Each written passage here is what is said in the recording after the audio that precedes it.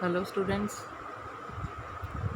in this lecture we will discuss central idea of the poem Cheerfulness Taught by Reason, and this poem has been written by Elizabeth Barrett Browning, who is the wife of the famous English poet Robert Browning, who is known as a famous and optimistic poet.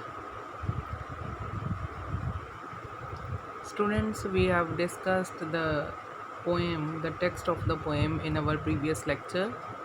So today we will discuss central idea of this poem. As in our previous lecture we discussed that this is very short poem, but the idea which it conveys is very big one. In this poem, the poetess tells us to be optimistic in life. So let's begin with the central idea of the poem. This is a very small poem with a big idea. Means the message that this poem conveys to us is a very big one, but actually this poem is very small. It calls upon the readers to be optimistic in life. Optimistic means to be hopeful for better future. This poem calls upon the readers. It gives a message to the readers that they should be optimistic in their lives.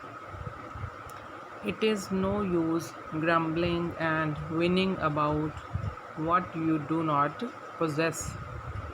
Grumbling and whining means to complain about something.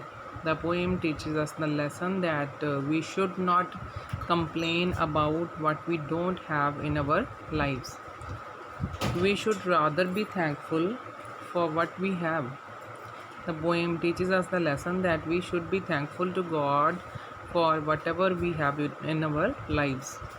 One should not be cowardly. One should have a brave heart to take things in one's stride. The poetess says that people should not be coward. They should have a brave heart to take things in one's stride. Means we should have brave hearts. We should face the things or the difficulties in our life with a brave heart. We should stop grumbling if there are difficulties in our way or if our path is full of stones. The poetess says that if our